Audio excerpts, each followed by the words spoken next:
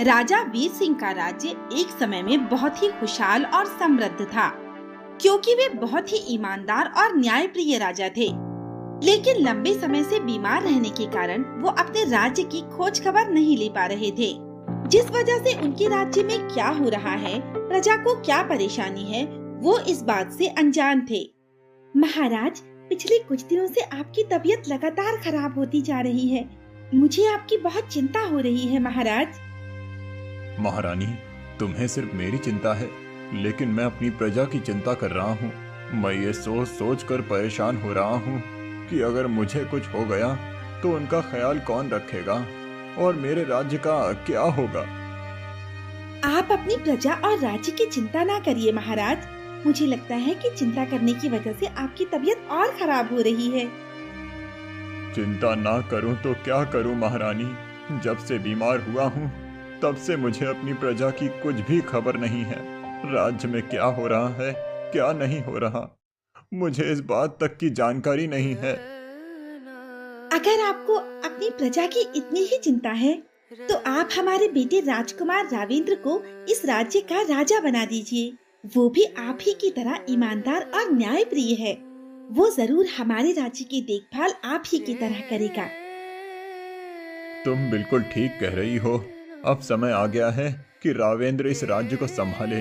मंत्री जी से कहकर कल ही उसके राज्य अभिषेक की तैयारी करवाओ। इस शुभ काम में देरी ना हो।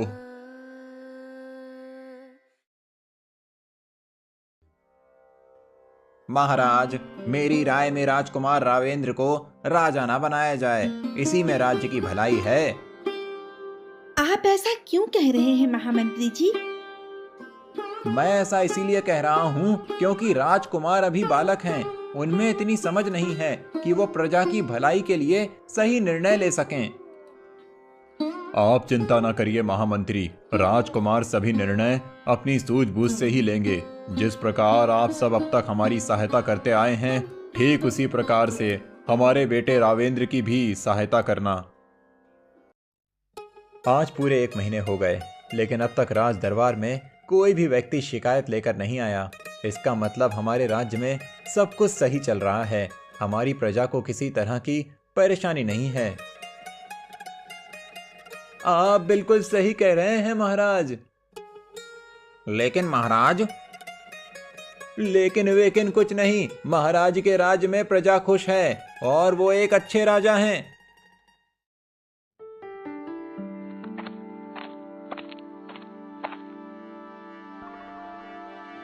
पिताजी, आपकी तबीयत कैसी है? मैं पहले से ठीक हूं। तुम बताओ, प्रजा तो खुश है ना? जी पिताजी, अभी तक राज दरबार में एक भी व्यक्ति शिकायत लेकर नहीं आया। बेटा, हमेशा एक बात याद रखना, जो होता है वो दिखाई नहीं देता, और जो दिखाई देता है वो हमेशा सच नहीं होता। अगर राज दरबार में एक भी शिकायत नहीं आई तो इसका मतलब ये नहीं है कि किसी को कोई परेशानी नहीं है। तुम राजा की तरह नहीं, बल्कि एक आम इंसान की तरह सोचो, तभी तुम्हें प्रजा का दुख और उनकी परेशानियों के बारे में पता चलेगा। अब से ऐसा ही करूंगा माँ। अपनी माँ की बात मानकर रावेंद्र भेष बदलकर बाजार में घूमता है, ताकि लोगों की परेशानियों के बारे में जान सके। कपड़े वाला, नए और अच्छे कपड़े ले लो। दुनिया का सबसे मीठा गुड़ ले लो, सबसे मीठा गुड़। ताजे और खुशबूदार फूल ले लो, ताजे और मीठे फल ले लो। कुर्ते और पैजामे का क्या मोल है भाई? ज्यादा नहीं है भैया, इसका सिर्फ 20 सिक्के मोल है, लेकिन तुम्हें 15 सिक्के में दे दूंगा। तुम अपना घाटा क्यों करोगे भाई?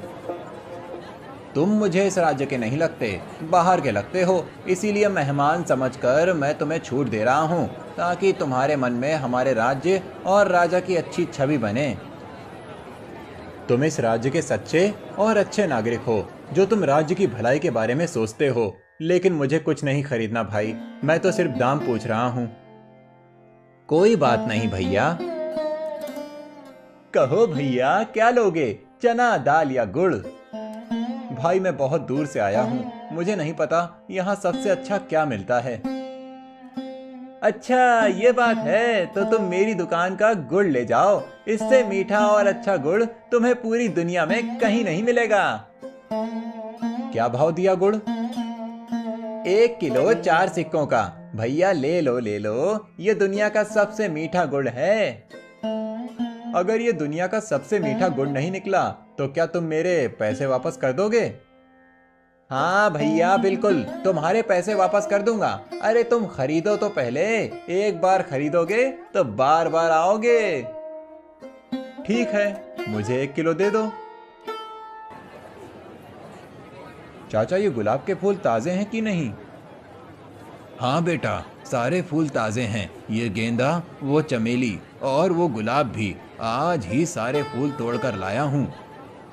चाचा तुम इतने बूढ़े हो फिर भी काम करते हो। अब तुम्हारी काम करने की नहीं, आराम करने की उम्र है। अरे बेटा क्या बताऊं, वो जो गुड़ वाला देख रहे हो ना, वो मेरा बेटा है। लेकिन उसने मुझे और मेरी पत्नी को घर से बाहर निकाल दिया है। अब जीने के लिए कुछ तो करना पड़ेगा। क्या बात कर रहे हो चाचा? मुझे नहीं लगता कि वो ऐसा कर सकता है। तुम ऐसा कैसे कह सकते हो बेटा? मैं अभी उसकी दुकान से ये 1 किलो गुड़ लेकर आया हूँ। उसकी बातों से तो नहीं लगता कि वो अपने माता पिता को घर से निकाल सकता है। वो पूरी दुनिया का सबसे मीठा गुड़ बेच रहा है, तो उसे मुनाफा भी बहुत अच्छा होता होगा। तो फिर वो भला अपने माता पिता को घर से बाहर कैसे निकाल सकता है? बेटा तुम्हारी बातों से लग रहा है तुम बहुत भोले हो। तुम्हें दुनियादारी के बारे में कुछ नहीं पता। तुम बाजार में खड़े हो, यहाँ हर कोई अपना सामान बेचने में लगा है। उसे सिर्फ अपने मुनाफे से मतलब है। फिर चाहे वो झूठ बोलकर ही क्यों ना कमाया जाए, उसने तुम्हें झूठ बोलकर ये गुड़ बेचा है। अच्छा, तो क्या व्यापारी इस तरह की बेईमानी करके भी लोगों को ठगते हैं? मैं अभी उसके पास जाता हूँ और गुड़ वापस करके आता हूँ। बेटा अब तुम उसके पास ना जाओ, नहीं तो वो तुमसे झगड़ा करेगा। लेकिन चाचा ये तो गलत बात है ना। वो भोले भाले लोगों को लूट रहा है। उसकी शिकायत तो राजा से करनी पड़ेगी। गरीबों की कौन सुनता है बेटा? ना जाने कितने लोग शिकायत लेकर राजा के पास जाते हैं, लेकिन उन्हें राजा से मिलने ही नहीं दिया जाता। तुम चिंता मत करो चाचा, बहुत ही जल्द गरीबों की भी सुनवाई होगी। मैंने थोड़ी देर पहले तुम्हारी दुकान से छांटकर ताजे और अच्छे 1 किलो आम खरीदे थे, लेकिन तुमने उन्हें चालाकी से बदलकर ये सड़े और बासी आम मुझे दे दिए। इन्हें वापस करो और मुझे ताजे आम दो, नहीं तो मैं तुम्हारी शिकायत राजा से करूंगी। ये तू क्या बोल रही है? ये मेरी दुकान के आम नहीं हैं। चल भाग यहाँ से, नहीं तो मैं खुद तेरी शिकायत राजा से करके तुझे सजा दिलवा दूंगा। यहाँ तो लूट मचा रखी है। भोले भाले लोगों को ये दुकानदार दिन दहाड़े ठग रहे हैं और इन्हें रोकने वाला भी कोई नहीं है।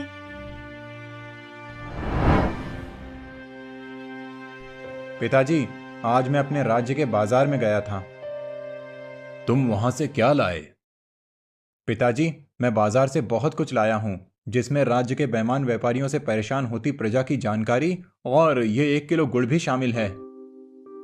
ये तुम कैसी बात कर रहे हो? हमारे राज्य का कोई भी व्यापारी बेईमानी कैसे कर सकता है? लेकिन अगर ये बात सच है तो उन्हें उनकी बेईमानी का उचित दंड मिलना चाहिए। अगर हमारे राज्य के व्यापारी बेईमानी कर रहे हैं, तो फिर राज्य का कोई भी व्यक्ति उनकी शिकायत लेकर राजा के दरबार क्यों नहीं आया? माँ, मुझे ये भी पता चला है कि कोई ऐसा व्यक्ति है जो उन लोगों को हम तक पहुँचने से रोक रहा है। अगर ये बात सच है तो फिर हमारे पूरे राज्य में बहुत सारे बेईमान होंगे जो भोली भाली प्रजा को लूट रहे होंगे और उनके बारे में हम कुछ नहीं जानते। ऐसे लोगों को जल्दी से जल्दी पकड़ना होगा। आप बिल्कुल सही कह रहे हैं पिताजी, लेकिन हमें ये काम बहुत सावधानी और होशियारी से करना होगा, क्योंकि जो व्यक्ति उन बेईमानों को संरक्षण दे रहा है, अगर उसे पता चला कि हम बेईमानों को पकड़ने के लिए कुछ कर रहे हैं, तो वो बेईमानों को सतर्क कर देगा और हम किसी को भी नहीं पकड़ पाएंगे। लेकिन ऐसा कैसे होगा? मेरे पास एक तरकीब है जिससे वो सभी बेईमान व्यापारी पकड़े जाएंगे और उन्हें उनके किए की सजा जरूर मिलेगी। कौन सी तरकीब बेटा?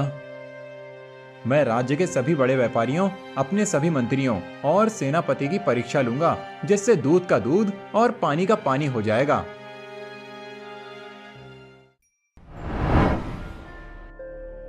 जब से मैं इस राज्य का राजा बना हूँ, तब से अब तक मेरे पास राज्य का कोई भी व्यक्ति किसी भी प्रकार की शिकायत लेकर नहीं आया। इसका मतलब है कि राज्य के सभी व्यापारी पूरी ईमानदारी से काम कर रहे हैं, सभी मंत्री प्रजा की भलाई के लिए काम कर रहे हैं और सूबेदार कानून व्यवस्था अच्छे से संभाल रहे हैं। इसीलिए मैं सभी को इनाम देना चाहता हूँ।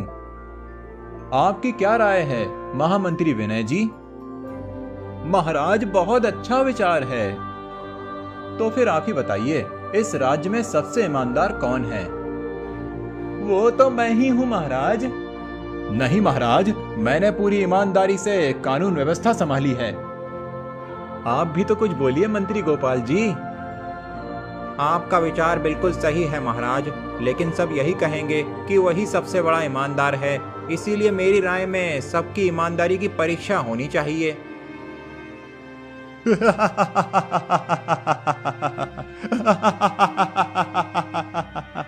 सभी शांत हो जाओ। मैं मंत्री जी की बात से सहमत हूँ। इस सभा में मौजूद सभी मंत्रियों, सूबेदार और राज्य के सभी व्यापारियों की ईमानदारी परखने के लिए एक प्रतियोगिता रखूंगा। जो व्यापारी वो प्रतियोगिता जीतेगा, वही इस राज्य का सबसे ईमानदार व्यक्ति होगा, जिसे इनाम के तौर पर मैं उसे इस राज्य का मुख्यमंत्री बना दूंगा। कैसी प्रतियोगिता महाराज? आप पूरे राज्य में ये घोषणा करवा दीजिए कि एक प्रतियोगिता के लिए राज्य के सभी व्यापारी महल में इकट्ठे हो जाएं। मैं प्रतियोगिता के बारे में प्रतियोगिता के दिन बताऊंगा। जी महाराज, जैसी आपकी आज्ञा। ये विशेष गुलाब के पौधे हैं, जिनके फूल ईमानदार व्यक्ति के पास सफेद रंग के खिलते हैं। आप सभी इन्हें अपने घर ले जाइए और एक हफ्ते तक इनकी देखभाल कीजिए। एक हफ्ते बाद फिर से यहीं मुलाकात होगी।